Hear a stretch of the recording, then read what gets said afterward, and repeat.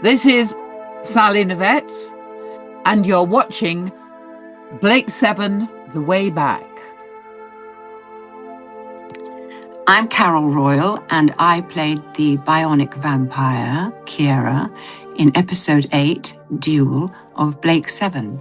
Hello, I'm Isla Blair.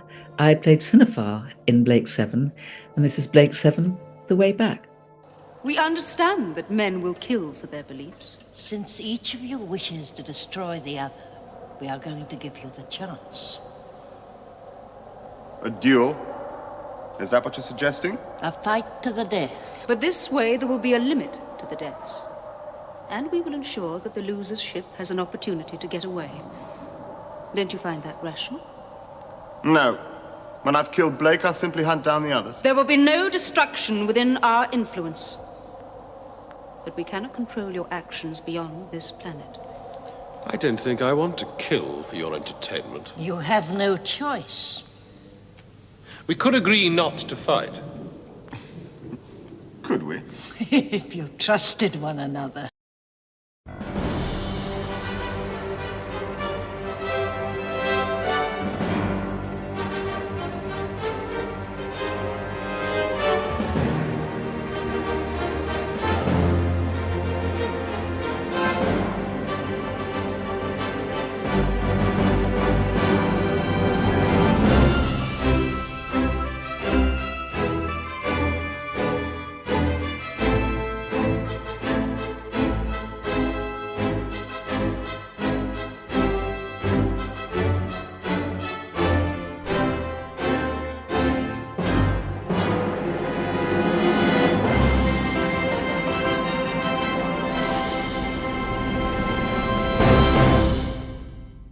Duel. A dead planet with two mysterious women, a trap to be sprung, two opposing views that can't be reconciled, and a lesson to be learnt. Today, Robin Hood and Maid Marion face down the Sheriff of Notingham in Sherwood Forest, or Blake, Jenna and Travis climb a tree. Welcome to Blake 7, The Way Back. This week we are joined by three of the stars of Duel: Sally Knyvette, who played Jenna, Carol Royle, who played Kiera the Mutoid, and Isla Blair, who played Sinofar. And over the next couple of weeks, we will have full-length interviews with each of these women, so make sure you've subscribed to the channel. I'm Philip. I'm Dwayne. I'm Chris. I'm Todd. And I'm Chris. So today we're looking at the Blake 7 episode Duel, and before we kick off, let's hear the blurb. Thanks, Dwayne. Travis has tracked down Blake and trapped the Liberator, but a power-draining force field from a mysterious dead planet forces the two men into single hand-to-hand combat, a duel to the death. Let's start off with some facts. Duel by Terry Nation. Producer, David Maloney. Director, Douglas Camfield, for his only story for Blake 7. Script editor, Chris Boucher. Designer, Roger Murray Leach, and this is his third story after Spacefall and Time Squad. Costume design is by Barbara Lane. Music was stock music, only one of two stories to not have Dudley Simpson writing this music for the whole seasons. First screening was in the UK on Monday the 20th of February 1978 at 7:25, and the first screening in Australia was Friday 11th of May 1979 at 7:15. Commissioned in the spring of 1977, filming was at the New Forest, Hampshire from the 14th to the 17th of December 1977. The studio recording was the 9th and 10th of January 1978, with a remount needed on the 1st of February 1978. Audience for this viewing was 10 million, the appreciation score was 68, and the chart position was 45. Well, gentlemen, for the first time we've got a new guest with us, which is Chris. Chris, do you want to tell us a little bit about yourself, what you do? Hello, my name is Chris Thopmpson. I sort of treat myself as a creative generalist, but I do a mixture of writing, directing, animating. Yeah, in this particular instance, probably most relevant, special effects, because I am the special effects director on the new Blu-ray range for the Ultimate Special Effects track. So all the Blake 7 stuff you're looking after and helping us to enjoy Blake 7 for the new age. Yes, well, it's one of those things where we have to be kind of careful because we really don't want to replace anything, but it gives people an alternate way of viewing it, particularly as there is historically a bit of a what's the best way to put this? A perception that follows the show sometimes when it comes to its special effects. But yes, our job is effectively to go through each episode and give an alternate special effects track, using a lot of the same techniques as the original would have had, but just with better compositing and more time, really. Hmm. Do you think some of the special effects that we were originally done are actually they still hold up quite well? Yes, actually, funny enough, for season one, the initial effects, like the kind of Bray shoot that they did with the Liberator, is extremely hard to match up to because obviously they had the full weight of the BBC's production behind it, and also like everyone who worked on it was super talented. So they work very hard to sort of match up to. It's only really when you get into like the midway onwards of the series where the budget completely ran out, that's when things kind of take a bit of a turn. And by the time you get to Bounty, the Liberator is just a still image asset that's been slowly moved across the screen. So hopefully, like for us, because season one was done in such a short amount of time, it was actually quite tricky to kind of hold up to it. We've had a lot more time in season two and three, effectively, to do the similar job. Mm. I mean, I've been surprised at how good the quality was of the Space Command originally, and the Ortego. Some of those ships and some of those flying sequences I thought were actually really sort of test of time. I've been surprised they were better than I remembered them being.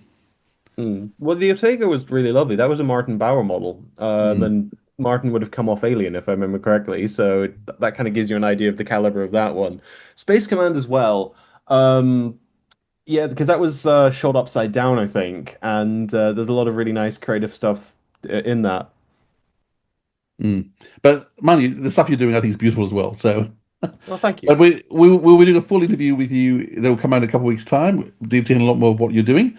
But today we're mainly going to talk to you about Blake Seven in the episode Duel. So tell us a bit about how did you first see Blake Seven and get into Blake Seven? So I used to whenever I first started watching Doctor Who, it was on UK Gold, which would have been probably when I was 7 or 8, so back in the 90s. And if I remember correctly, it would have been Saturday would have been Doctor Who, and then Sunday would have been Blake Seven. And because the shows looked so similar, I think me and my brother were just like, "Oh, we'll watch this too." And honestly, did really enjoy it. Unlike Doctor Who, though, I remember not really revisiting Blake Seven for a while. But it was very distinctly in 2012 when I went to one of my first UK conventions, because I live in Northern Ireland, so I wouldn't go over to the mainland that much. And it was the first time I'd done that. And there was a screening of Duel with Sally Knyvette at the SFX Weekender in Camber Sands. And I remember going to it with my friend Guy, being like, "Hey, well, let's check this thing out. It's Blake Seven, and I've not watched it in a while." Like, I always remember Duel as being a good episode. It's one that stuck in my mind. But I very distinctly remember being in the audience and having the initial Q&A with Sally, and then watching the episode. And when you see that first shot of the three pursuit ships in the sky, there was this like laugh from the audience, and I remember feeling really a bit like, "Oh, come on, guys!" Like, and it's quite funny that then 11 years later, I'm sort of sitting with it, redoing the same shots for the new one. So it's it was good that it's so good that you did. Like, I really like the alternative. Like, it's such an improvement from just that picture.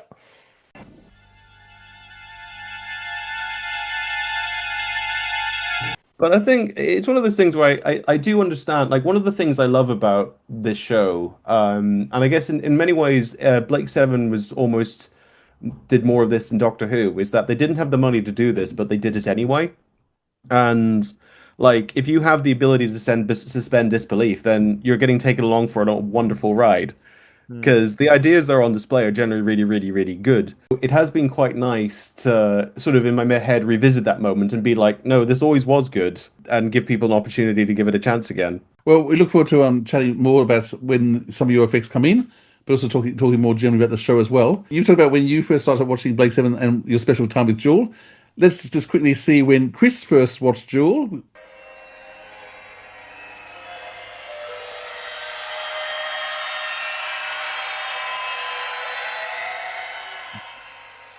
Hey there, Chris. So you're just about to watch the Blake Seven episode Duel. Anything that you're expecting? I am. Expecting? What are you expecting? No, again, I'm getting a little bit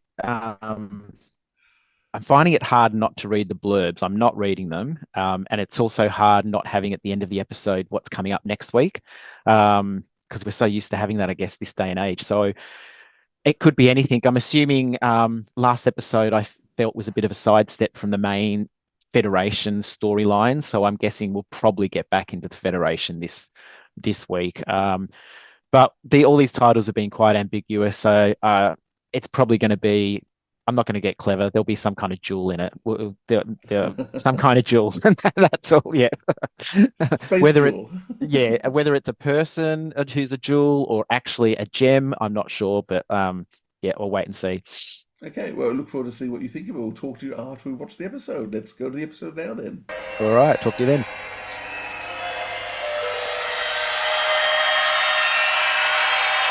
Okay, Chris. You just watched Duel. What did you think?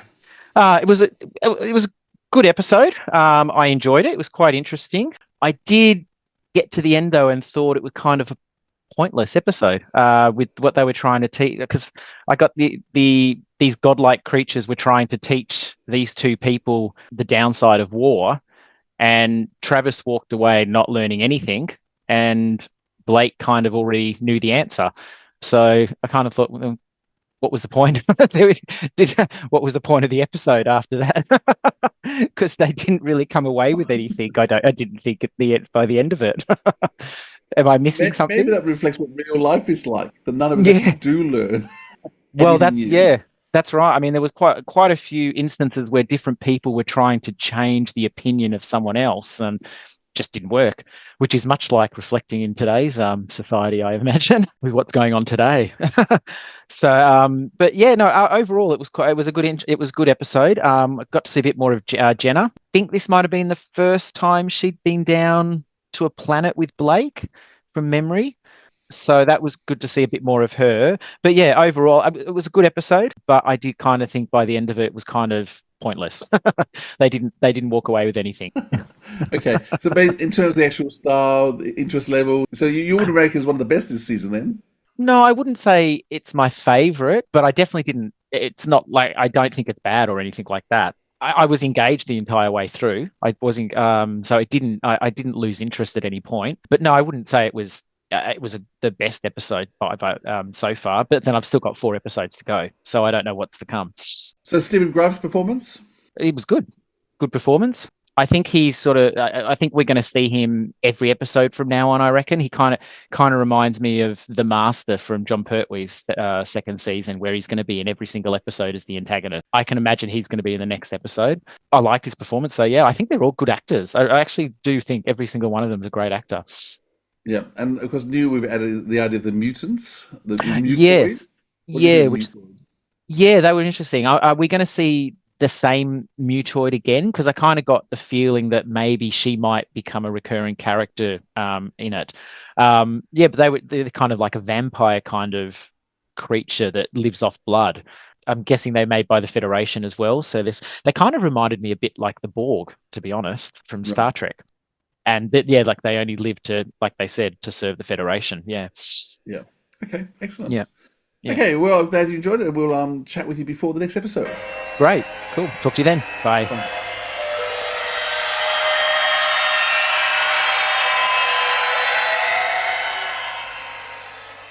So, having watched Duel recently, what's your first impressions, Dwayne? I really love this episode. It's a huge contrast. I remember one of the things I really enjoyed about Mission to Destiny was the music, and such a huge contrast because Dudley Simpson doesn't appear in the incidental music in this one. There's really interesting library music in this, which I really enjoy as well. Plus, having seen this with the new special effects, I'm a huge fan. Chris Thopmpson, I love him. So I always watch with the new special effects, and this one is loaded with them. So I was greatly impressed by that when I reviewed it earlier today. And as one of the hot red-blooded men on the panel, I've got to say Isla Blair is also a standout for me as well in this episode. Always has been. So I've got to mention that too. I hear this one is a fan favorite. I liked it. I've liked other ones better, I think. It's a familiar storyline. It's one I have heard before. They did it well, though. It's not like I didn't like the story, but I didn't love it. It wasn't one that I would probably go back to and see again. Having said that, I like it more. I've liked it a bit more the second and third time that I've watched it. So I watched it twice. I watched it with the new effects and without them. So Well, I watched it first without the new effects, and I really liked the second half when they're down on the planet a lot more than the first bit. But then I watched it with the new special effects, and I really liked it a lot more. So I thought it was a solid episode. And I really liked the new special effects. Like, I like to watch it with the new special effects generally. And I just felt that that gave it something a little extra in those sequences, up on the ship and that sort of thing. We'll talk about it with Chris, I'm sure, but I think it's been a bit different to previous special effects where they've just reinserted where these effects are. I think we had a few extra shots added to the space battle scenes, but we'll talk about that in a moment. And Chris, your general impression of the episode? It was always one of the ones I remember the most. I like it. It's not one of my favorites, I think, because it is a bit too close to Arena from Star Trek, but it does add enough new things that it does make it stand out. Like, I love all the lore of the Mutoids. The go between Travis and Blake does kind of also really, really help the episode. It's a nice exploration to sort of see how those two both lead and how Travis's command style really kind of screws him over in the end. The music I really, really like. I think Dudley's always a bit hit and miss for me. Like, some of his stuff is wonderful, like his score for Star One. I think the kind of ethereal noise that you sort of, the ethereal music that you get in this one is actually kind of, it helps it really a lot. And particularly the really like ambient space battle music as well. It really ties it really gives it a nice feeling to it, I think. And also, like Douglas Camfield's been in the news a lot lately with the master plan, but it's really nice to see how, like, him working on a Blake 7 and see how he does it and see how different it kind of feels to a lot of other Blake 7. I love this story too. For me, my strongest memories of it was part of the second video collection called Duel, so the VHS, which was Seek, Locate, Destroy, Duel in the middle, and Project Avalon at the end. And I would have watched that videotape over and over again. And Duel was certainly my favorite part of the three sections, partly because they cut a lot of stuff out.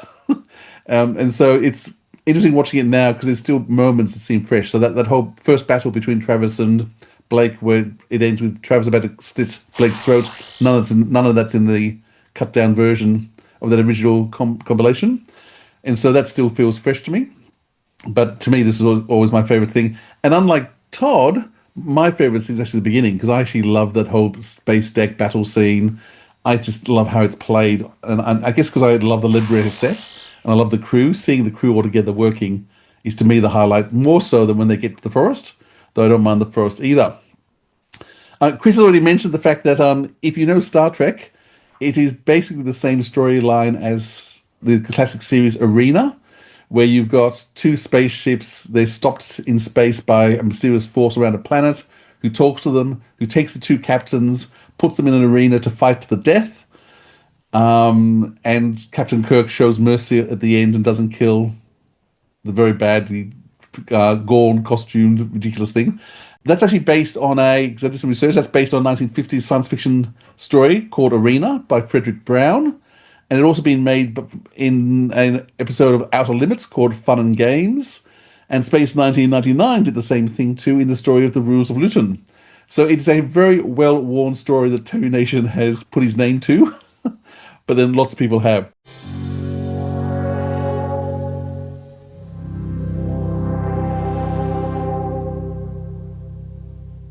So let's just break it down and talk about a few bits and pieces. Firstly, the arrival of the Liberator. I actually really love that opening sequence, the sort of slow pitching in the planet and like all the statues and things like that. Like, we didn't mess with that at all because it all is so atmospheric to begin with.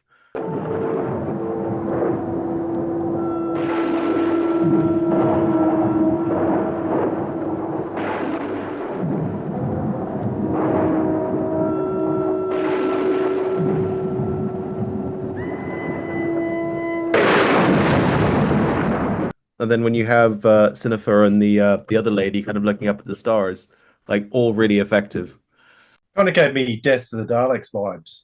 I was really taken back to that design with the rocky kind of atmosphere. Different lighting, of course, but it made me think similar things. I really liked some of the interactions on the Liberator, actually, with particularly between Villa and Avon. They looked like they were going to come to blows at one point there. It's just a machine, Blake. And he should know. Well, Avon is the expert. That's not what I meant. No. He was calling me a machine. But since he undoubtedly defines himself as a human being, I shall choose to accept that as more of a compliment than anything else. Because, they got really close, real face-to-face with each other at one point. So that relationship's still developing. Really interesting relationship that's going to continue for a long time. I really like the storm effects, like, just the breeze that goes through the girl's hair and that sort of thing, that sort of music down on the planet. It's very wistful. I just really like that electrical storm and that slight breeze that they use with the fans to make their hair move. Yeah, what struck me was in terms of, because the show only has 2 sets aside from the Liberator set.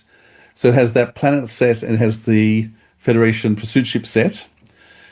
And the fact that it's actually quite a small set. There's sort of one open area with that sort of statue thing there with the broken sword and a sort of side part. But they managed to do everything in that sort of main section with 2 little breakaway areas. And the fact that they've actually built a model for all the statues for the crosses, I think all those things are very effective. We should just mention the costumes for Sinofar and Sirac. I guess the old crone outfit works quite well. She's sort of like a witch from Macbeth. Sinofar's costume, Isla Blair's, wasn't really well designed. I thought it was fantastic. I thought it was fantastic design. What are you talking about? I thought that studio must be very cold. It was a bit revealing. I know George Lucas commented on it herself, didn't she? Like in an interview, because the old crone lady was apparently like, "You can't wear that," and she was like, "No, why would I want?" Yeah, I mean, apparently she really loved it. She liked how it hung to her figure, and she had the figure to wear it at that time.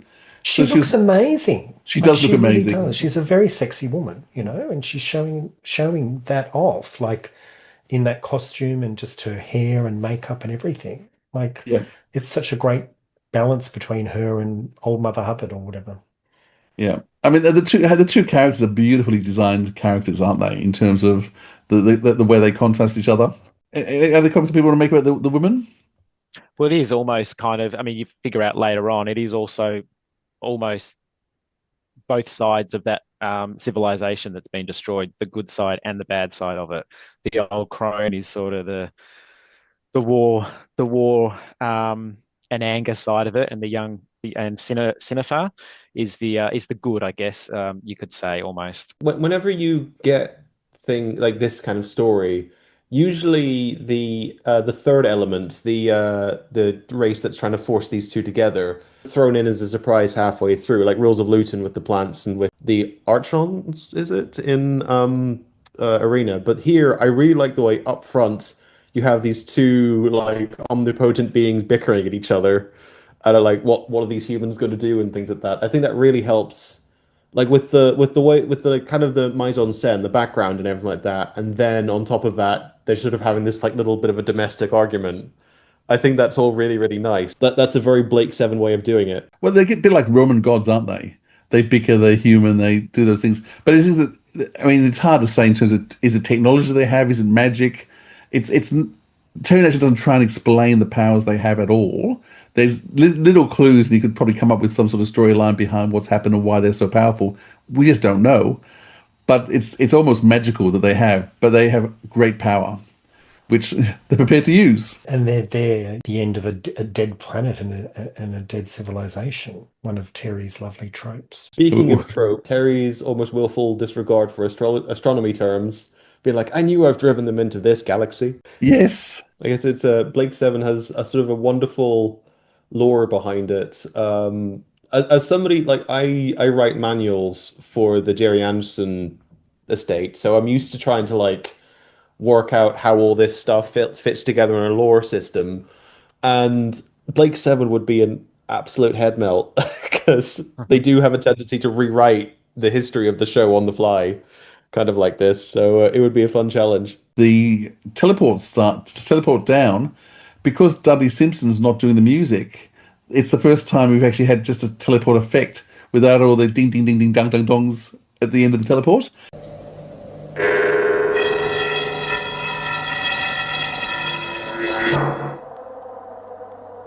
Because technically the teleport down is classified as a piece of music.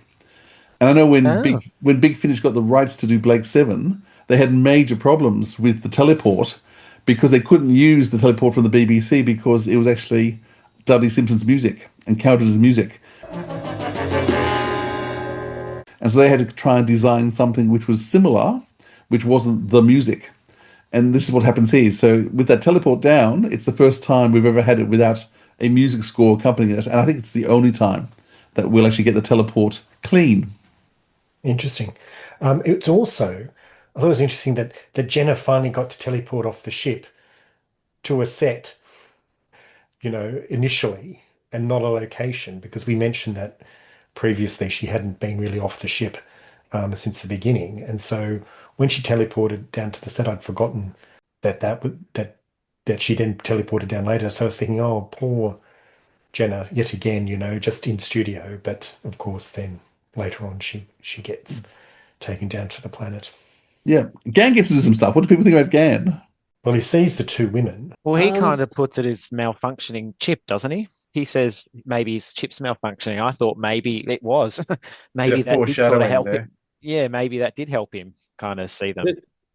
There is also like an innocence to Gan, which in particularly in these early episodes, I think partly because of the chip. I think they hadn't quite worked out what they were going to do with him, because I know later on Breakdown was originally going to be a much bigger Gan episode with him with the realization that he was actually evil or something and the chip's making him good.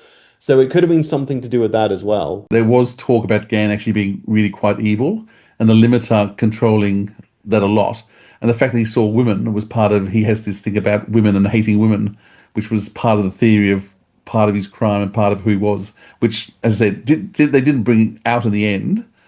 But one does wonder whether it was either he saw two women and these are two women who are all about death, murder, hate, etc. But he can see them when the others can't. Of course, the other key thing, of course, that Gan gets to do is he's the one that spots the Federation ships coming in. Oh, so yes. In part, he saves the Liberator because he notices in the sky an attack's about to happen. So back to the ship. Strategy options are now reduced to 1. Battle computer suggests surrender. Logic says we're dead. Logic has never explained what dead means. We then move now into the first duel of the day, which is the duel between the fleet and the Liberator. I think it was wonderful watching all that with the new special effects. I really enjoyed that.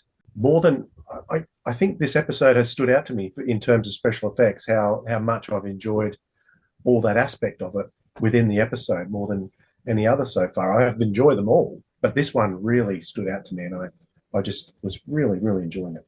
Well, I'm saying this is the first time we've added extra effects in, haven't we? So basically we're limited, like we have to match up with whatever the sound effects are, is the key thing, because how the alternate track works is that the Blu-ray branches between different things. So if you've got the alternate special effects tracks on, at a certain point it will sort of edit out to version B, but that has to match up exactly with version A, so that whenever it rejoins at the end, it joins in exactly the same place. The big thing I kind of look for in special effects sequences is things like recycled footage. And as Blake 7 goes on, there's a lot of recycled footage. They basically use up all their initial Liberator shots within the first 3 episodes.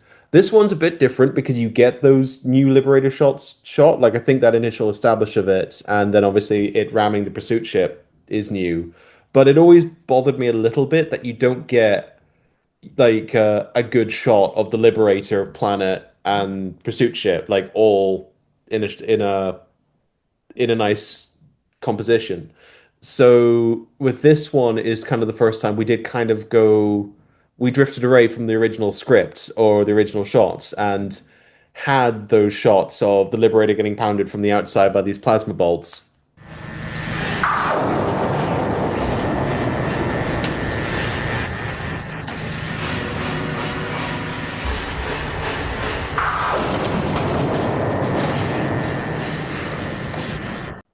And I think probably one of my favorite shots in season one is that it's the second one. It's the slow orbit of the Liberator, where you see the blue plasma bolt coming towards it, and you've got the planet on the bottom. It was a very tricky shoot to it was very tricky to do because season one was done. We had about just over 2 months after finishing season 25 for Doctor Who. It was a real crunch to get everything done. And one of the issues we had was the Liberator. We had borrowed a fan-made one from a really talented chap called Phil Stevens. We essentially had it for a day. So we shot a bunch of stuff with it, and then due to issues with some like how fast we were going through it, but also like lighting issues and things like that, we actually weren't able to use as much of the footage as we could. Luckily, I had commissioned my friend Richard to build me this, which is the Federation pursuit ship in a larger scale than they would have had back in the day. So it did mean for a lot of the battle, we're able to prioritize the pursuit ship over the Liberator, which means that we were able to get the shots we needed while also keeping it practical. Because one of the big pushes for redoing the effects for Blake was to use a lot of the original techniques. The Liberator did end up being CG in a couple of shots, particularly towards the end of this episode. But the pursuit ship is always practical. Now, my understanding with the original pursuit ship, it was controlled by a stick up the back. And yes. Is your new design controlled the same way and filmed the same way? Yes. So we have a mounting point in the back, and then I've got one on the bottom. And that means that we can, if you're shooting it from the back, you use the bottom control mount. And if you're shooting it from the front, you can use the back one, and then you can give it a bit of rotation as well. And then it also disassembles for transit, so you can pop these out. So if we need another pursuit ship for, I think season 3 and season 2, they mentioned that there's slightly different ones. We can pop out the antenna and put different ones in. So they specifically mentioned in the previous episode that the Starburst class, which is what those are completely new, and there's only 3 of them. So I actually designed a different pursuit ship for Seek, Locate, Destroy.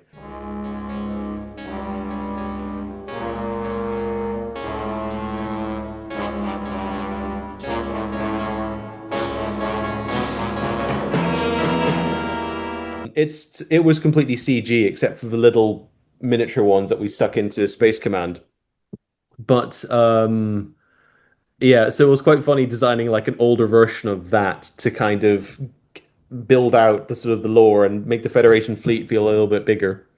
No, I really loved all of those new special effects. They were just brilliant. They just enhanced what was already there. And as you're saying, Dwayne, I loved all of the dialogue between Avon and Blake and Avon and Villa, and you're with Travis and his mutoid woman, who is also, giving us a lot of mutoid lore as well, which that was unexpected to me. Like I've never learned so much about the mutoids or can remember that much.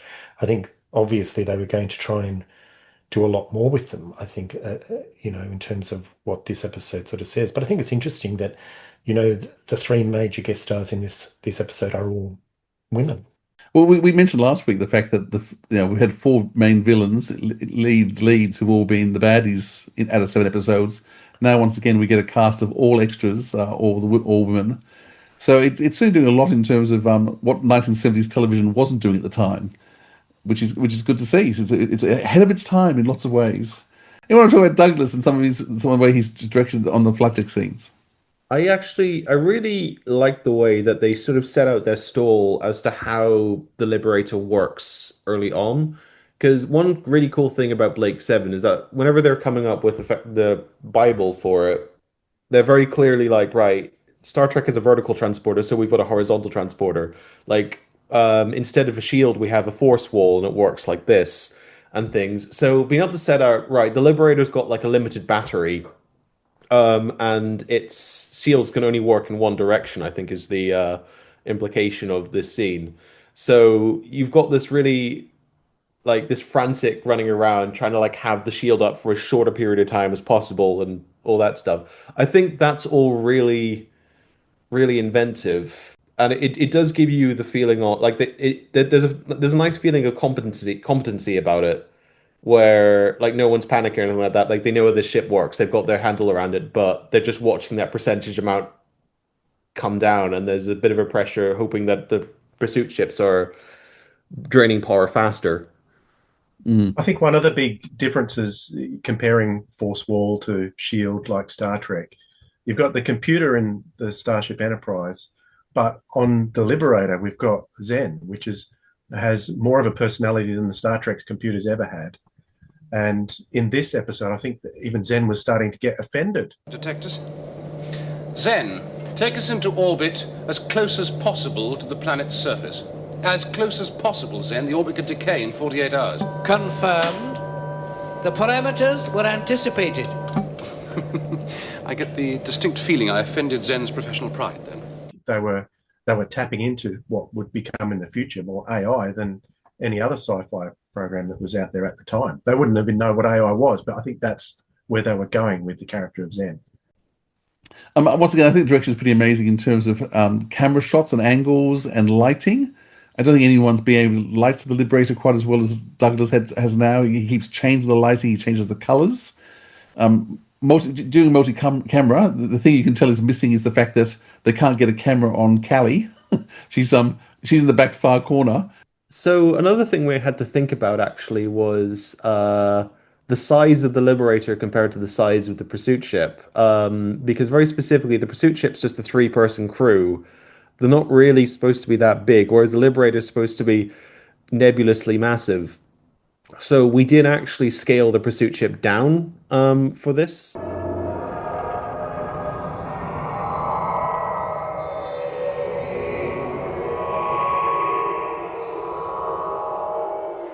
I think in my head also the Liberator is a bit smaller than it's usually treated of being, because if you watch Time Squad, you can see we decided where the hangar bays would be and have it where it docks and stuff. And those shots of the Liberator like almost ramming into the pursuit ship were good fun to do. I thought they were well done, and I liked the original as well. They're running the camera behind the Liberator, and obviously connecting the camera to the Liberator and running forward. But once again, it would have been nice to have had a bit more depth, a bit further. And I believe they had planned to do shots, the reverse shot of the Federation ship from behind heading towards the Liberator, but once again, for whatever reason, never happened. Let's just talk about Travis and his ship. Todd's already mentioned the Mutoids. What do we learn about Travis and his crew? Well, I really we sort of get the first big reveal of what the Mutoids are when they sort of talk about vampires and blood serum in a bit of an exposition heavy way. It's almost a bit disappointing because they don't really build upon this at all. Like the Mutoids, by the time you get to season 2, 3, and 4, they're all just kind of like background extras, really. But I think this really sets them up to be something quite ominous, and I kind of wish they'd done more with it. Yeah, I agree with you. I was just watching it going, this is more information than I've ever had on them, that I can remember. It's pretty obvious that they were going to go in one direction, and for whatever reason, they just became sort of henchmen, really. But I thought that the woman playing the Mutoid in this episode was really good. Carol Royle. Yeah, I thought she was really good. And you really got to see the thought processes and all that rather than just be a nameless soldier. When Barbara Lane designed the costume too with that headpiece, that because of the operations they've done for the Mutoids, they'd rearranged their brain, and so her brain was now inside and fitting the shape of that skull cap. What do you think of the skull cap? It's quite organic looking. I think knowing that, it makes me appreciate it a lot more. It looks it does look very weird as a design choice, but actually that does make it quite ominous, doesn't it? If that's her brain, that is ominous. Sort of reminded me kind of the Borg, almost. It's got that kind of organic machine kind of feel to it. That's the impression I kind of got, that they were sort of one thing. I felt sorry for them. I felt sorry for the Mutoids because they're normal people and they're turned into these Mutoid creatures, and it doesn't seem it's their choice. So I just felt sorry for them the entire time. I was thinking more like the Jem'Hadar than the Borg for the Mutoids, because the Jem'Hadar need the white, the serum, and they have to keep putting the white into themselves to keep themselves energized. I don't know who they are. Who are they? They're from Deep Space Nine. Deep Space Nine. So, I've never watched it. Okay, never seen it. Okay. So, it's fantastic. Yes, I agree. I agree with you both. Like, I kind of thought, the Borg, but I also thought the Jem'Hadar, and they've given them this serum, which is their Achilles heel, so it's a get out of jail free card when they get run down. Do you know what I mean? So they can do so much, but then they're not going to be able to finish off the crew when they need to kill them or whatever. It's their Achilles heel. How sadistic of Travis, though, having all the information on who she was and feeding it to her. I guess it was a good way to sort of give more exposition on the mutoids, but it really makes him a sadistic piece of work, doing all that. The other thing I noticed was that the second mutoid was a man. So they could be men or women, but most of the other mutoids we see are women in the future. I kind of got with the way he was talking to her that maybe they had a relationship before she turned into a mutoid. He knew her. He knew her, and I kind of got the feeling that maybe they had a relationship. I thought maybe he was the reason she was now a mutoid. I don't know, but that's the impression that I got through the way he was talking and kind of leading her on, giving her little tidbits to see if she'd bite. I know who you were. Your name was Kiera. Kiera. You're very beautiful. Very much admired. Shall I go on? As you wish. He actually changes how he's pronounced it to her. And Chris Boucher deliberately wrote that in to leave it vague in terms of, was she getting her memory back? What was going on there? I think he knew her, and I get the feeling, I suspect she was part of the Federation, and for whatever reason she got in trouble and got made into a mutoid because of getting something wrong, and he now has her side. So I think he knew her as someone else when she was still human. So was this novelised, Philip, this one? Actually, it's not in the Trevor Hoyle book, because all that was added by Chris Boucher. That conversation with Kiera is all Chris Boucher. It would be interesting to see what the Big Finish have to say, though, but once again, it wouldn't be part of the original script. The other thing about the mutoid costume, of course, is Barbara Lane also did all the costumes. She did many Doctor Who's as well. One of the Doctor Who she did was Hand of Fear. And in many ways, that costume and that scale is like Eldrad, the female Eldrad. I think she obviously likes that sort of shape for her head. Now you said it. Now I can see it. Yeah, I think it's almost the same design she's used for the headpiece. We've just been talking about Carol Royle. Dwayne and I had an opportunity to talk to Carol Royle, and let's meet Carol Royle now.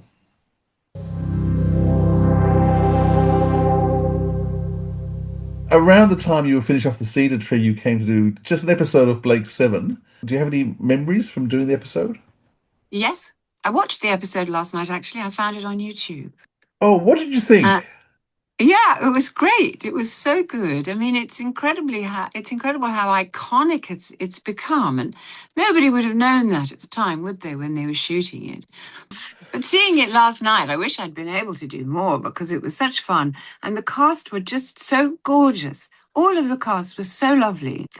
Paul Darrow, what a guy he was, Sally, and they were all delightful to work with. They really were. So I'd love to have done more of that.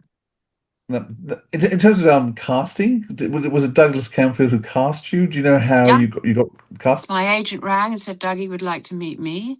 I don't know where we met. I suppose it was some sort of hotel. I remember sitting on a sofa and him sitting opposite me.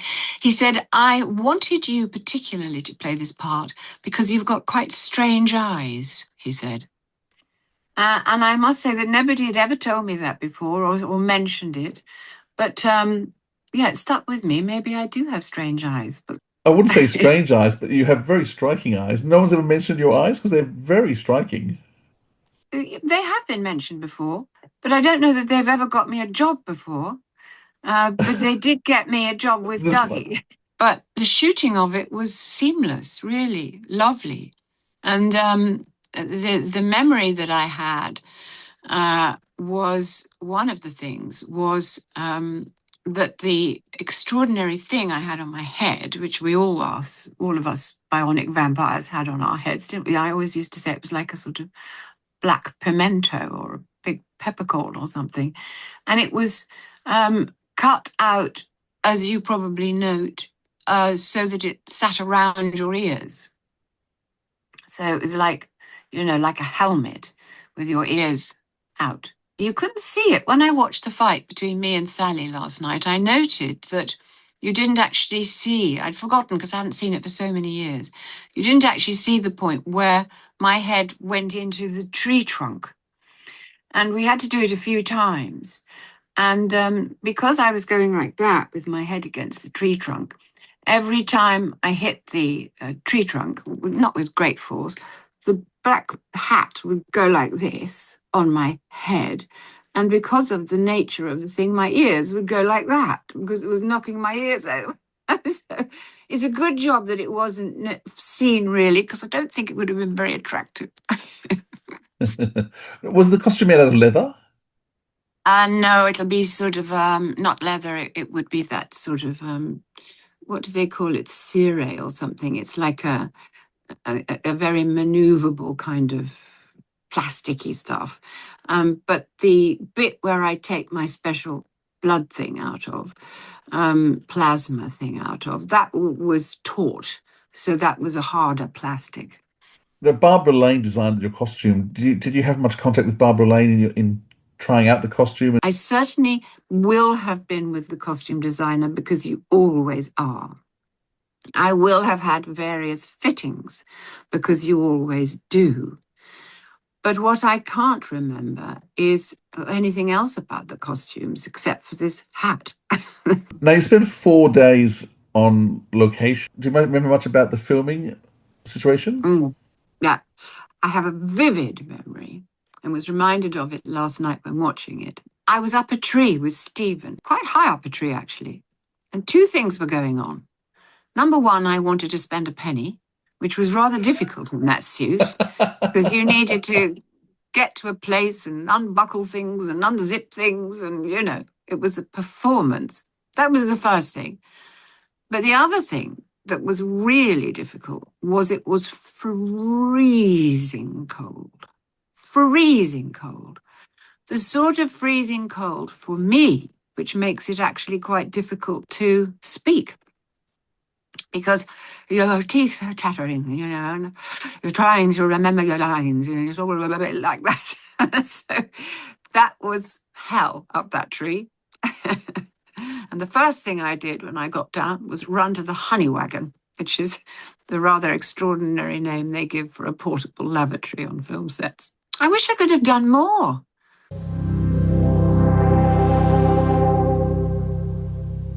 So Blake and Travis both get taken from their ships and arrive on the planet.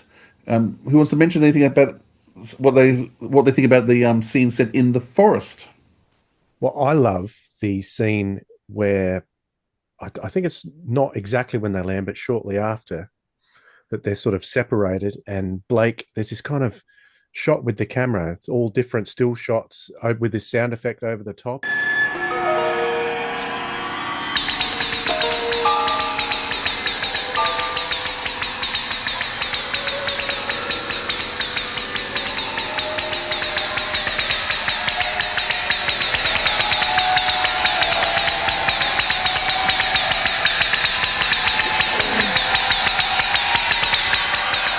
But I really like that. And that's a Douglas Camfield thing. It really reminded me of what he did with, you know, what he was doing in Inferno with the mirrors between dimensions and things like that.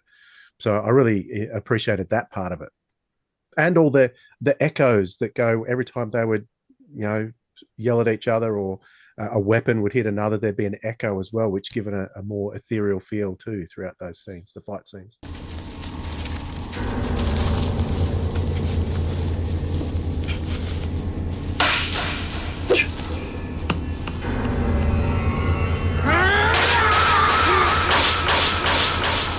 Like, so you're talking about when Blake has a seizure with all those sound effects because of the old woman.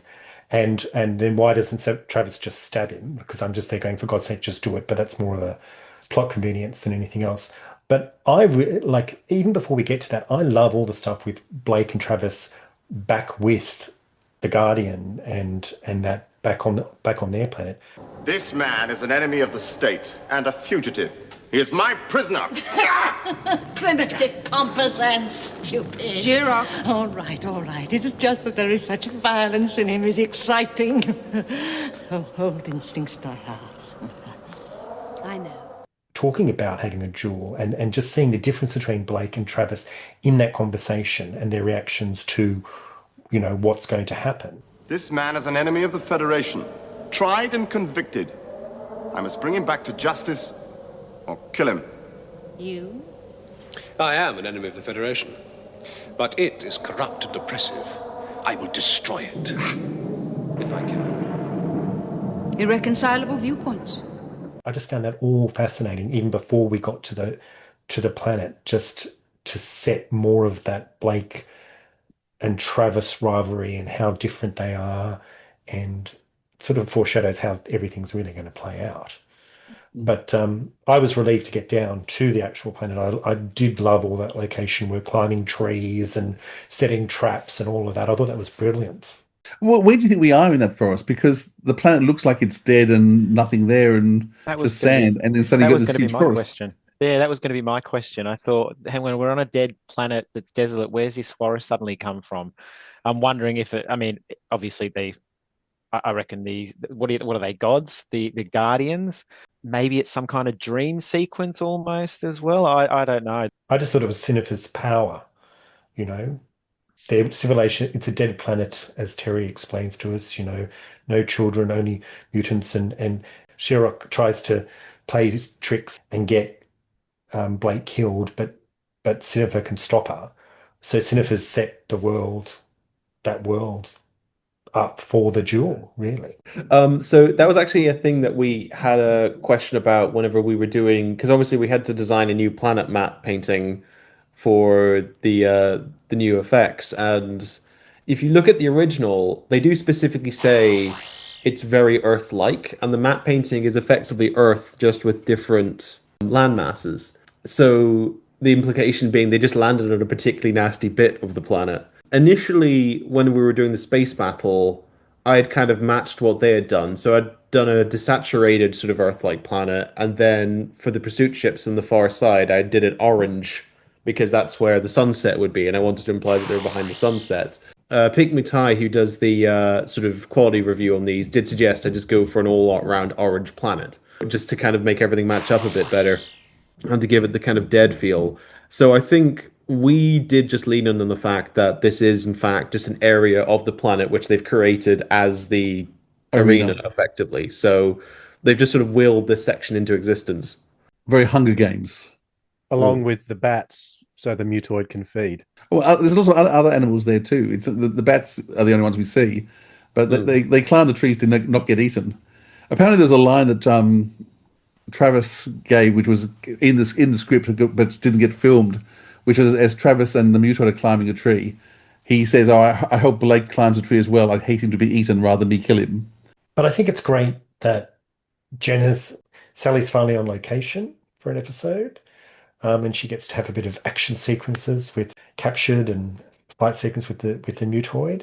But I think it is interesting, like some of those conversations with Travis and the mutoid are so not on location, like they're done in studio. I was just there going, oh, okay, everything else is on location, but we need these two shots because we obviously didn't get them during the day or whatever. Those are funny because that's in my garden for the new version, because I reshot new backplates and sort of my the house I've moved into, I've inherited from my dad, and the garden is in somewhat disrepair, and it means it kind of looks like a woodland. So it amuses me no end every time I see those two shots. Then it's like, oh yeah, they're just out the back. I had noticed that they changed. Part of the trouble of filming in December, of course, is that the daylight hours are so short, and so you haven't got a lot of time to get all your shots in. So it's good for night filming because you can start early in the evening, but it's just dreadful to try and get enough daylight hours in for the filming of time. I love the fact that we're in a forest. I think it's a fantastic setting, and we've been in a wood for the web. We actually don't go to another forest again until the very final episode of Blake 7 in season D. We get to watch it, and the crew gets to watch it too. That's the other thing that I thought was really interesting, was that they were able to see what was going on. Yes, well, which there also happens in the Star Trek episode. The Star Trek crews get to watch as well. It's also beamed into their ships. It also happens again in a later episode of Blake 7 from the third season. It does. I won't spoil that for Chris. No, another Duel-like story. When we talk about Sally Knyvette being on set and being on location, a couple of weeks ago I spoke to Sally about this episode, and she talked about some of her highlights from doing this. So let's just go to Sally now.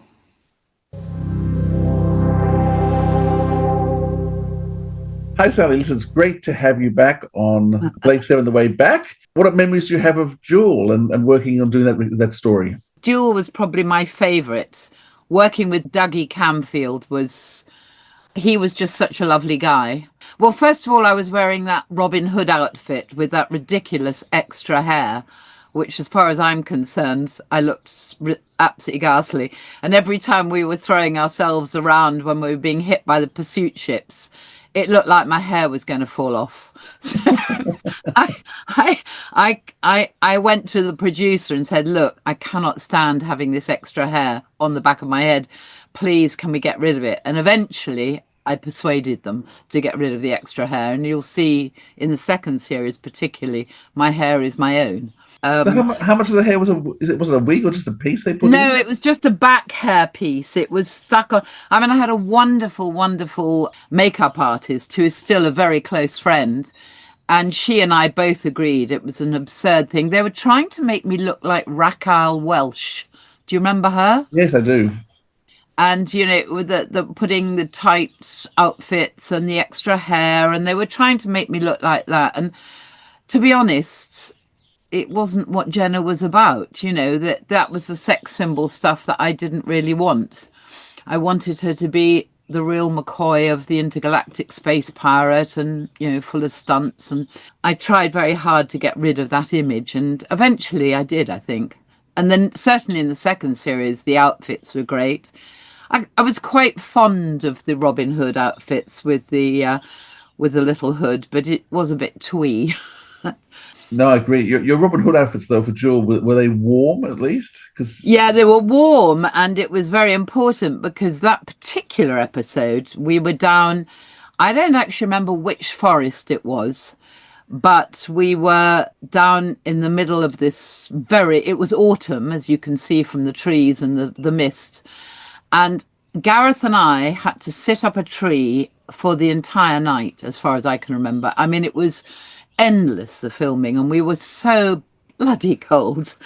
And I mean, we were having a good fun because, yeah, it was early on in the series. He and I got on very well as actors.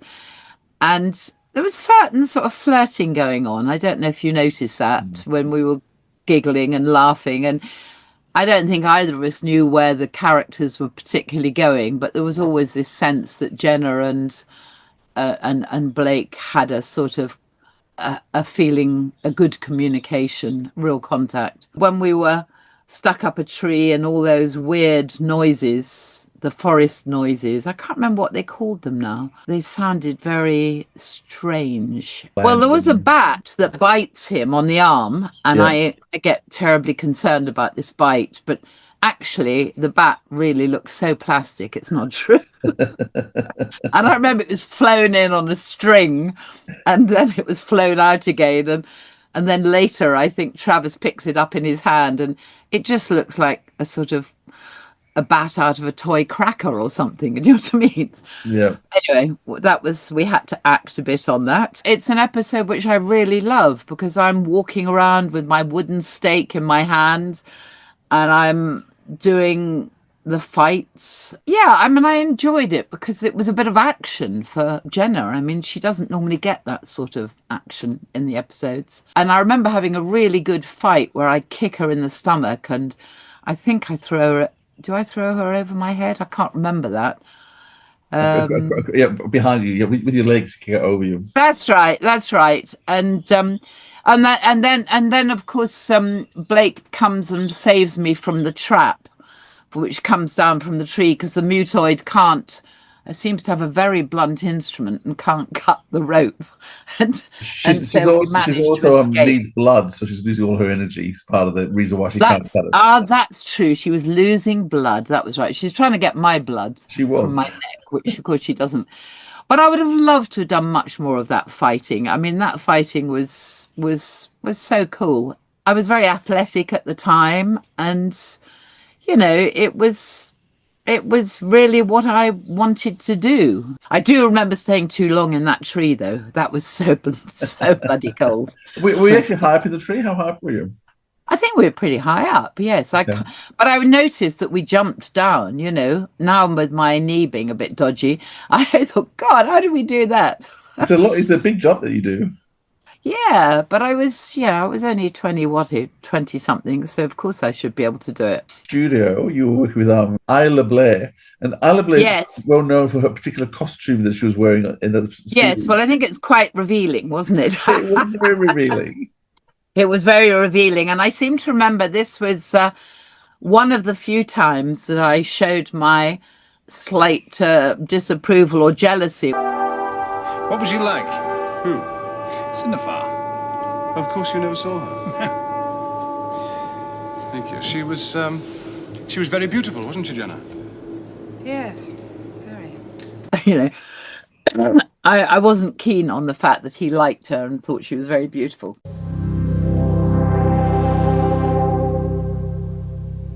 I really want to know what kind of tactical maneuver doing this to someone is. Yes. Thank you.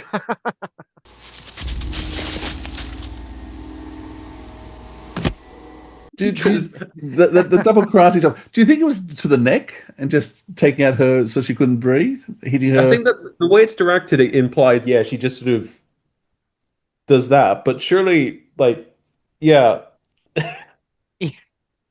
But just her if you got double karate chopped in the neck, would that take you out?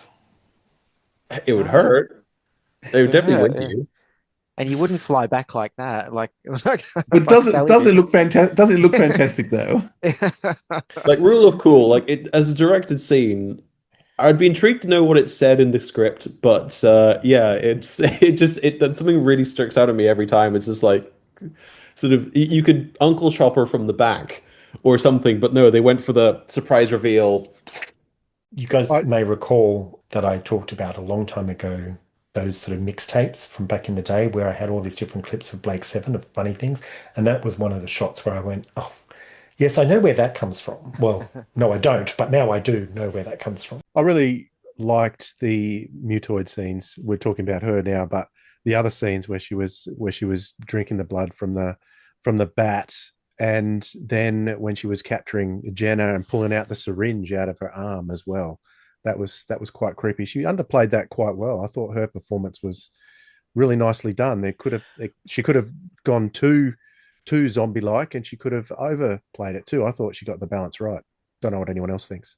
No, I agree completely. I thought she was great. As we know, often the Mutoids are just henchmen really and have very little to do, but she was a standout here. And that syringe out of the wrist was definitely a surprise, because talking about vampires, you obviously think about teeth first and that they're going to go for the neck, but this coming out of the wrist was pretty creepy. And they do need to eat it very quickly. She runs out of energy quite quickly. Do you know what I mean? Like they must have to have that inserted into them, like, you know, more than once a day. No, Chris, I was thinking the same thing. Like it's implied that she, I think, has some sort of capability or super strength, and maybe that's something that they just don't really pursue. We first hear about them in Seek, Locate, Destroy when Travis is saying he wants a crew of mutoids, which Serverland is saying, you know, why mutoids? And at that point he explains the fact that he believes that they are quicker, faster, brighter, and more obedient, which is why he wants his crew not being human but mutoids. But Serverland sort of reacts at that point that it's an unusual request. Finally, Travis acts like he normally does in terms of he likes to set traps. So we saw the traps at the beginning with the Liberator, now he set a trap. Is that what I think it is? I don't imagine that it is a recreational aid. I can't see Blake throwing himself on it, though, can you? I can't ever see Blake finding the right place. And Jenna is now the bait. What do we think in terms of Travis's planning? Did Kelly have it right? Was that sort of battle better fought on the move? I just thought it was one of those Terry Nation things where we have to have a trap and we have to have some sort of steel thing that's going to go down, like on Barbara and Ian or whatever. You know, it's another one of his lovely little, we're captured, we have to, and we're going to try and trap other people. Another one of Terry's little. I did think it was more imaginative than like a hole in the ground, which is probably the more obvious thing you would do, I think. There is an element of like, surely you'd see it though. One thing that stood out to me from that scene was Travis when he heard the trap go off and he's running through the forest.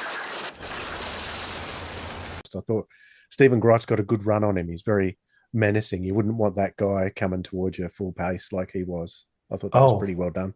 Unlike Paul Really? Darrow's run when he runs to the shield generator in the start, it's quite funny. Particularly with his shoulder pads, it's just a bit of a. Yeah, and Gareth, I mean, Gareth runs with his floppy hands. But yeah, Stephen does look very athletic in his run. I know that when they directed that, because they put the camera under the trap as it fell, but it actually hit a much closer than expected. They only missed the camera by a couple of inches, so they almost destroyed a camera in filming that shot. But Blake thinks fast. He throws the knife down, and Jenna's able to start working on her own arms where he goes to face Travis. What do we think about the final battle in terms of Travis and Jenna and the Mutoid and the pairing up? I thought it was done quite well, to be honest. I thought they did a good job with the fight scene, except for the Mutoid being knocked out by Jenna pushing her over into the tree. That was the only thing I thought was a bit weak. But I thought the two guys did a really good job with it. And Jenna always does a good fight scene. I don't know, she did a good fight scene in Time Squad, and she's done another good one here. I think the choreography for it was down. I think because the fights in Blake 7 can be a little bit hit and miss at times. But I think possibly because they were on location, they may have had to rehearse a bit more. They did also. They had two stuntmen for Blake and Travis, who Gareth and Stephen didn't want to use at all, but they were forced to use because there was a few throwing over shoulders and landing on backs, and they just wouldn't let Gareth and Stephen do those particular falls. But most of the stuff Stephen and Gareth did themselves, which I think makes it more convincing. But you can really tell, once again, a good director filming action. We've commented on previous directors who sort of set up scene, cut scene, set, and just try and it never pieces together. Whereas this had a real flow to it, so that the action kept working and working hard. So I think it's probably the best fight scene we've had so far. But I think that comes down to the experience of Douglas Camfield and what he's directed, both in terms of Doctor Who and other shows, and his background, I think, in the army and that sort of thing that he brings to this. And I think if you look at a lot of other fight sequences from whether it be Doctor Who or other British shows, they are hit and miss. And I think this one is much more of a hit than a miss. Well, for the second time in the show, Blake spares Travis's life. So it happened in Seek, Locate, Destroy. He does it again here. Once again, I think I mentioned last time, goodness knows how many people die because Blake decides to spare Travis's life. We'll keep a tally of how many people wouldn't be dead had Travis died along the way. It does feel a bit of a plot contrivance at this point, doesn't it? Yeah, I mean, I think the third and fourth time it happens more so. Like it just gets ridiculous, and even the final shot of Travis, I'll get you, Blake. And I think it's one of those things. Actually, had Stephen Croucher played a new character, I think it would actually have worked a bit better, because I think Blake's rationale of, oh well, they'll send if I kill him, they'll send somebody competent after me. Like when you get that scene in Aurak where Deliverance and Aurak, to be fair, where he is a completely broken man. And like you really get the feeling of like he's screwed at the end of Aurak, that's him done. And it's just a bit disappointing he comes back. If they hadn't gone on to do a second season with this guy, that wouldn't have bothered me as much. At this point, it is like, well, we don't want to cast a new regular villain. We've talked a lot about the director, Douglas Camfield, and his work. Let's Todd, have you done some research about Todd? Douglas, what can you tell us about Dougie Camfield? Well, Douglas Gaston Sidney Camfield was born in 1931 in India, and he died at the young age of 52 of a heart attack in 1984. He studied at the York School of Art and then was commissioned into the Royal Army Service Corps in 1951 during his national service, and he was later promoted to lieutenant and was training to be in the Special Air Service, but due to injury he pulled out of that application process. And it just says here, it is often noted by those who worked with him that Camfield always retained an affection for the army and brought military standards of organisation to the programs he subsequently directed. Obviously, as Doctor Who fans here, we know him from his work on Doctor Who, which I'll talk about in a second. But his directing credits include 16 episodes of Z-Cars, 7 episodes of Paul Temple, 3 episodes of The Lotus Eaters, 6 episodes of The Sweeney, The Odeon Line, obviously this episode of Blake 7, 2 episodes of The Professionals, Out of the Unknown, The Nightmare Man, and Ivanhoe, the 1982 television movie. In terms of his Doctor Who experience. He was production assistant on both the pilot and broadcast versions of An Unearthly Child and Marco Polo. And then he went on to direct episode 4 of Planet of the Giants, which subsequently became episode 3, The Crusade, and The Time Meddler in season 2 in 1965. And of course, in The Crusade was the only time he used Dudley Simpson as for a musical score. Every other Doctor Who he did not use him. He directed The Daleks' Master Plan, Series 3, The Web of Fear, and The Invasion. And of course, both of those in 1968 featuring the army and unit. And of course, he cast Nick Courtney, not only in Daleks' Master Plan, but in those as the Brigadier, which is a very big thing. And then in 1970, he directed the first 2 episodes of Inferno and all of the outdoor location shoot, but then he had a heart attack. Barry Letts had to take over that. And then for season 12 and 13, Terror of the Zygons and The Seeds of Doom with Tom Baker and Elizabeth Sladen. So a lot of really excellent direction there in terms of Doctor Who. In 1967, he also submitted a script co-written with Robert Kitts called Operation Werewolf, which was not produced but later adapted for Big Finish. Also, after the filming of Seeds of Doom, he also was commissioned by the producer Philip Hinchcliffe to write a 4-part serial, The Lost Legion, which would have had 2 alien races at war in North Africa and featuring the death of the Doctor Who companion Sarah Jane Smith as a way to write her out of the series. So thank goodness that did not happen. He's also one of the 8 faces as the pre-First Doctor incarnations in the brain of Morbius. So quite a prolific director of 60s and 70s and into early 80s British drama, and gone too soon.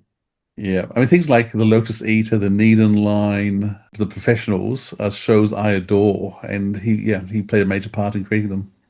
I recently watched The Nightmare Man as well, which was about 1981.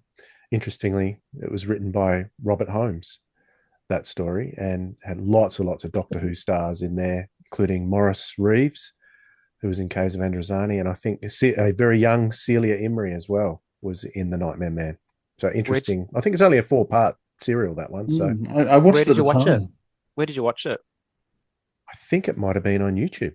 Oh, good. I actually, I wrote that one down as he mentioned it before. I thought I was going to look it up, so I'll check it on YouTube. Let's quickly hear what Sally Knyvette, Carol Royle, and Isla Blair thought of Dougie Camfield. This is Douglas Camfield's only Blake 7. I adored him. What was it like working with Dougie Camfield? He was absolutely delightful, and he gave me a lot of confidence and gave me a lot of leeway.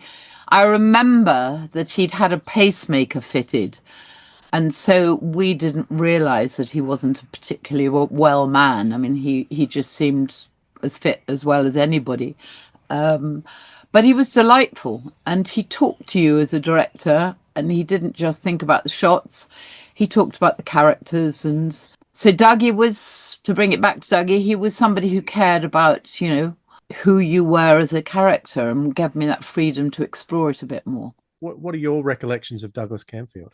I can only tell you that he was adorable. I liked him a lot. He was fair, he was open, he directed in a very comprehensive way so that you knew what he was after. So the communication was good. He wasn't officious, he wasn't bossy. He was a perfect director. And I was so upset to hear that he died so soon. Do you remember much about Dougie Camfield? Yes, I mean, now his son was a boy called Joggy. Then he's called Joggy, and he and Jamie, my son, went to the same sort of play group together, so they became quite good friends. And Douglas was a really lovely man and a very good director. He was very clear, very concise. He knew what he wanted and was able to tell you very clearly. He died far too young. I think he had a heart attack. I'm not quite sure how he died, but he had a heart attack. I remember going to his funeral because we were all rather shocked that he died so young. And just prior to his death, actually, Julian again had been in a film of Ivanhoe, with Anthony Andrews and James Mason, and Julian played Richard the Lionheart in that, and Dougie directed that. So he was a very, very, very good and very well regarded director, and he was a great loss to us all, actually, I have to say. Very sad that he died so young. It was the only time I worked with him, unfortunately, because I think he died shortly after that, really, but I'm not sure. It was. I wish I had worked with him more, but I didn't. No, and that way. I mean, he was sort of. His direction was always just. He knew what he wanted from the camera's point of view, and he sort of left it to you as what your character was, and then confirmed if he didn't think it was right, he'd tell you. But luckily, I think what I thought that I was doing seemed to be okay, so he just let me get on. He just said that he gave a very good note. Actually, he said, "She's very powerful, Sinofar, and powerful people never raise their voice. They don't need to."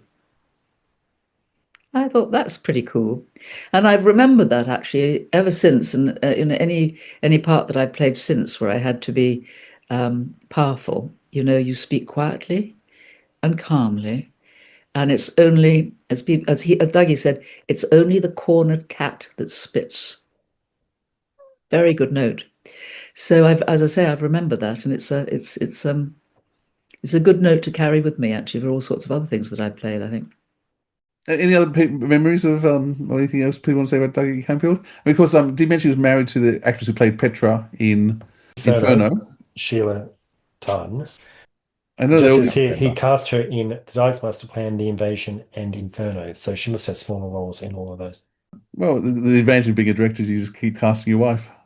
And of course, a mentor of his. Oh, well, he was a mentor to Graham Harper. I mean, that list of Doctor Who episodes he did, I mean, they're just stunning. An amazing director. And even Duel, I don't think is the best script, anywhere near the best script of the season. But what Dougie Camfield does to it in terms of the lighting, the effects, the pacing, the acting, the fight scenes, is he makes it one of the best shows of the season. Even though script-wise, it probably is not up there as much as some of the others are. But he just creates a number of just set scenes which just drive the plot along. That's Douglas Camfield. We also have some other guest casts as well, and so it might be good to turn to Who's on Who.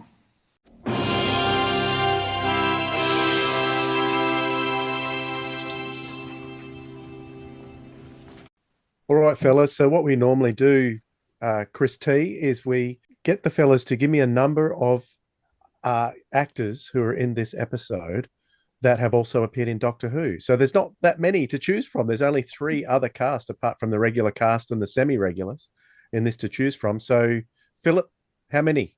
How many 2. do you think out of the 3? You think 2? 0. 0. 2. I'm going to think 2. I'm sorry, Chris. Chris. Yeah. Chris, 2. Yeah.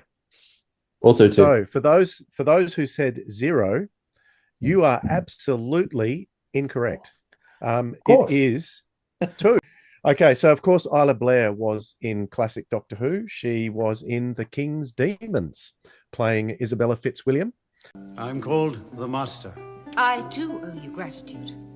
Name what you will, Lord Master. It shall be yours.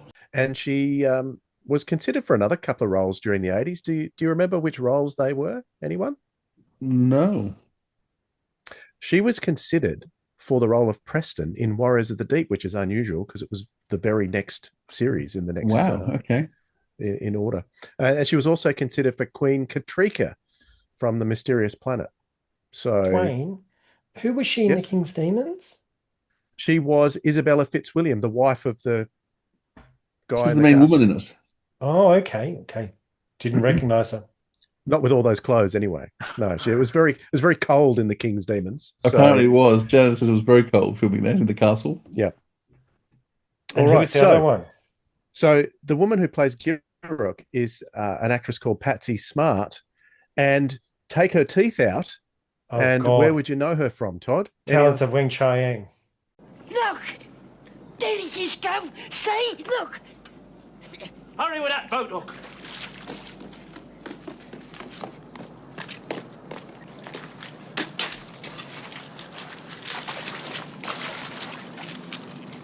It's a floater, all right. You've got it, Gav.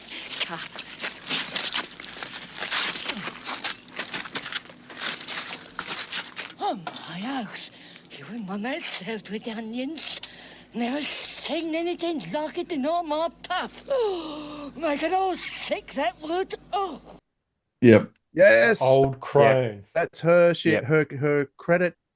Yeah. Her official credit in Talons of Wang Chuang is, but interestingly, it wasn't until the Big Finish audio series, season 8, they named her as Patsy in honor of the actress who played her in the first place. I always thought that she played Queen Xanxia in The Pirate Planet as well, but it's a different actress. They look similar, but not her. So she was in Talons and Talons only. But and they paid her extra. Yeah, and they paid her extra. They paid her extra for taking her teeth out. Oh, good. I think Worth she got it too. And what about extra the £10 or £20 for taking out her teeth?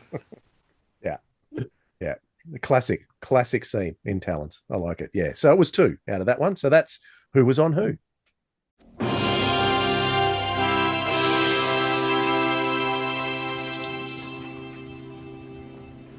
Yeah, we'll give us a bit of extra information about Isla Blair. That'd be good. All right. So Isla Blair was born in Bangalore, British India, to Scottish expat tea planter Ian Baxter Blair Hill and his wife Violet Barbara. After graduating from RADA, Blair made her stage debut at London's Strand Theatre as Philia in a 1963 production of A Funny Thing Happened on the Way to the Forum. Then she joined the Royal Shakespeare Company in early 1970s, toured for a year in 71, and then she toured as Viola in The Twelfth Night. So she's done a bit of Shakespeare, obviously. Her career on the screen commenced in 1964 with a bit part in the Beatles musical A Hard Day's Night. And she's been in lots and lots of different films, lots of various diverse films, actually. Battle of Britain, Blood of Dracula. Does Blood of Dracula, is that a Hammer? Hammer horror, yeah. Yep. Alien Attack, 1976, never heard of it. Oh, is that Space 1999, is it? Yes, it is. Space 1999, yep. Indiana Jones and the Last Crusade, as you said, and she was in Johnny English Reborn. She's done a lot of television as well. Oh, all through the years. The Avengers is jumping out at me. Fall of Eagles, Taggart, A Touch of Frost, Dalziel and Pascoe. She was in Midsummer Murders as well. So she's done heaps of Big Finish as well, in plenty of guest roles over the years. So very, very accomplished actress.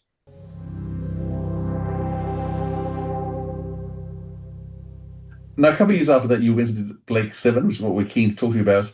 The episode Duel, which is one of the fan favourites for lots of reasons. Right. I'm just wondering what memories you have in terms of either the rehearsals or the filming. I think that it was interesting just because it was, as I say, it was the duel between Gareth Thomas and Stephen Greif, who were sort of arch enemies, I suppose. I mean, the character I played, this woman called Sinofar, was rather an amazing woman. She could blink planets away just by closing her eyes. She was able to waft planets away. I don't know if that's true or not, but I mean, I don't know if that's still part of have I got that wrong? Is that still part of the story? I think it is. But one thing I do remember was that there was a woman who played my sort of sidekick, an elderly woman called Patsy Smart, who was, I can't remember the name of her character, but it looks like she would have been a lot of fun. Well, she hated my costume. She said she can't wear that. It's far too revealing. It wasn't particularly revealing, actually, but she thought it was. And she said, I can't bear to look at you. So, that was a bit strange. She was quite a tough old bird, actually. I'm sure she was very delightful, but it was just a bit, I kept thinking, oh my God, what's so bad about this costume? But anyway, there we are. But she didn't like it at all. So I think a lot of young men enjoyed the costume a great deal. I couldn't see anything wrong with it at all. There you go. It's very funny, isn't it? Funny the things you remember. But poor old Patsy Smart. She was delightful, really, and she was very good at what she did. But that's one of the things that I do remember about it. But no, you've got to feel sorry for her. I mean, they dressed her up as an old hag.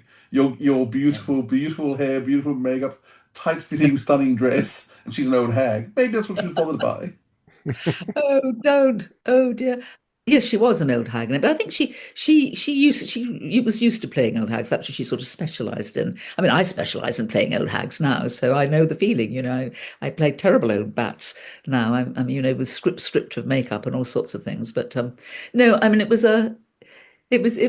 quite nice. It was a nice story, I think. But I can't even remember who won. Of course, Gareth must have won in the end, mustn't he?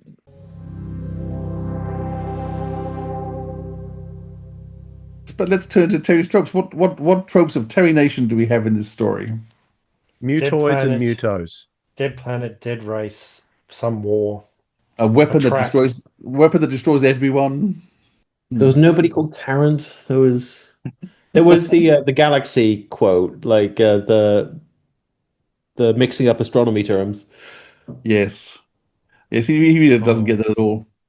Let's just quickly run through some of the main cast. Avon, what do people think about Avon in this episode? I do love his line.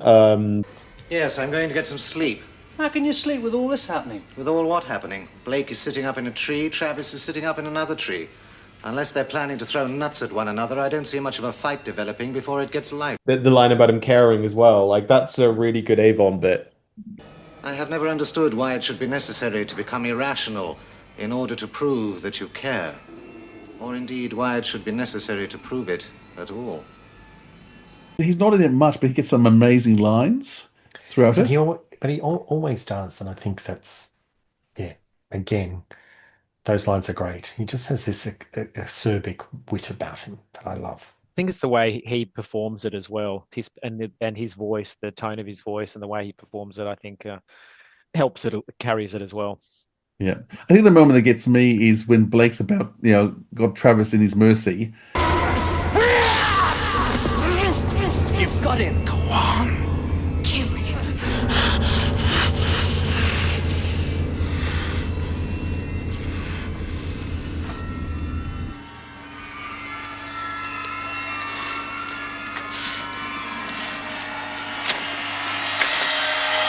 And all the crew are saying, kill him, kill him. Callie uses telepathy again with the kill him. And Avon just smiles because he knows Blake's not going to do it. It's, I don't think anyone knows Blake as well as Avon, even at this point. Yeah, he smiles and shakes his head, doesn't he? Like, I knew you were he not smiles gonna do and shakes his head because it. he's not going to do it. And so all the rest of the crew are saying, kill him. And Avon just goes, nah, and smiles. Like it's just the perfect Avon line. And even, the scene where Blake needs Avon's approval. If any of our control systems are damaged by the impact, we will be helpless. We're not exactly in a commanding position now. Activating. Have you got any better ideas? As a matter of fact, no, I haven't. Does that mean you agree? Do I have a choice? Yes. Then I agree.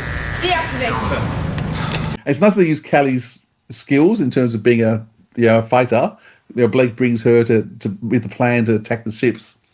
And then with Avon, it's sort of, well, do you agree? And he says, do I have a choice? Yes. Well, then I agree. Blake's need to get Avon's approval, and yet Avon's still there being obstreperous and difficult. So I said, Avon hasn't got much to do, but the number of close-ups he gets and action and the force wall, you can already see everyone's leaning towards Avon being as big a star as Blake, definitely.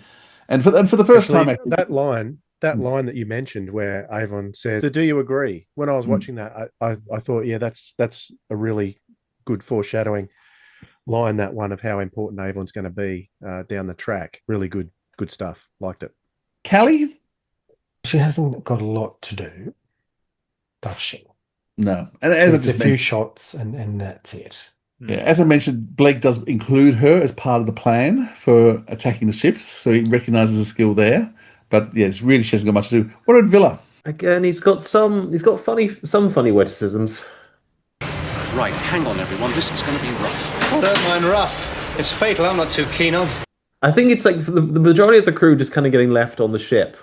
It's sort of because Villa doesn't even get to go down to the planet, does he? He doesn't want to. Yeah, fair. I mean, I think we're starting to see Villa being used a lot more for comic relief because he didn't start off as a particularly comic character, but he's being used more and more. So, the fact that he's sort of falling asleep at the teleport bay, the little line here is about Avon being a machine. Already, Villa's actually starting to pick up some really good quality lines too, though not having much plot to do. but you can see them starting to feed him good lines as well. But do you think that's Chris Boucher as opposed to Terry Nation? Definitely, yes, definitely Chris Boucher. All the best lines are Chris Boucher. You can see that Chris loves particular characters, and more he starts to bring these characters out. Obviously, he doesn't think much of Gan. But as we've talked about already, Gan does get more to do in this episode than he has for a long time, and will again for a long time. Players of the week. Todd, who's your player of the week? It's either the female Mutoid, because I think she's that good, or it's Sinofar, who at the end gives the Mutoid back her life when Travis isn't going to. And I think she's a really interesting sort of godlike character. And I think she's played really well. So you're in Sinofar? Yeah, I think so. Okay, Isla Blair, thank you. I struggled with this one as well for this episode. I'm going to say Sally. I think whenever she's in a scene and she speaks, I find I gravitate towards her. I think she holds the scene quite well. I think she's a really good actress. So I don't know. I'm just for the sake of something, I'm just going to say Sally in this one because I struggled trying to find something. Douglas Camfield, without a doubt. I think he puts his mark on everything he does, and it's most definitely on this season in this episode. I think for me it is the female Mutoid.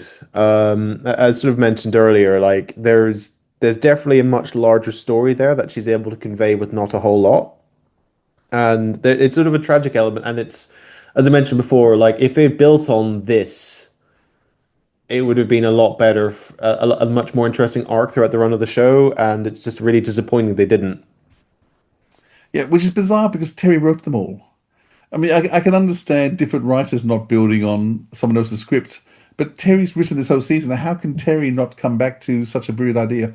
But that's often Terry, isn't it? He comes up with a brilliant idea and then doesn't know how to capitalize on it later. So, yeah, no, I think Carol does an amazing job. I'm actually going to say Dougie Camfield as well, just because this is his only Blake 7. It's the only time I can reward him. And I think what he does with lighting, what he does with effects, he gets an extra days of filming because he manages his budget really well, using stock music rather than using Bloody Simpson. Apparently, Douglas walked into rehearsals and started the first day with all the crew and the cast by saying, a low budget is no excuse for bad work.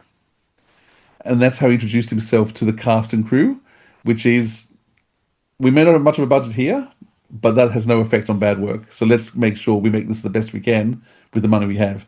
And I think that shines through in everything he does. Oh, we did the scores. That's right. Todd, out of 10, what are you going to give this? Standard +1, so it gets an 8. 8, brilliant. Chris Beer. 7.5. Dwayne. I initially give it a 7, but Isla Blair gives it an extra 2 points, so it's 9 for me. Thanks, Dwayne. Chris? I think it's a 7 for me. Okay, I actually think this is one of my favorites of the whole season. I'm going to give it a 9. It's still got a very special place in my heart, and I love it. I think every time I watch it, I get more and more out of it. So I think it's brilliant. Well, thank you, gentlemen, for joining us. Chris, thank you particularly for being with us. No problem. Thank you for having me. It's been lovely having you Extra Effect, and we look forward to hearing your full interview in a couple of weeks' time. So, good night, everyone. Good night. Night. See you soon. Good night.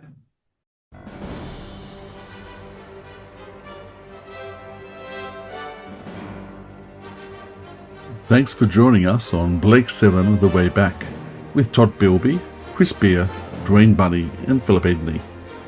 Thanks also to Chris Thopmpson for joining the panel, and to Sally Knyvette, Isla Blair, and Carol Royle for sharing their experiences with filming this episode and their memories of Douglas Camfield. Over the next couple of weeks, come and join us for full interviews with Carol Royle, Isla Blair, and Chris Thopmpson, and also more comments about this episode from Sally Knyvette. These people have had amazing careers, and there is so much and so many stories to tell.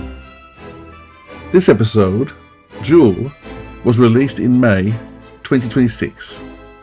It was recorded on the lands of the Wallumbduggal, Wurundjeri, Kalamalaka, and Dual nations. Please like and subscribe, leave a review or comment and send to your friends, and why not share with a few friends as well.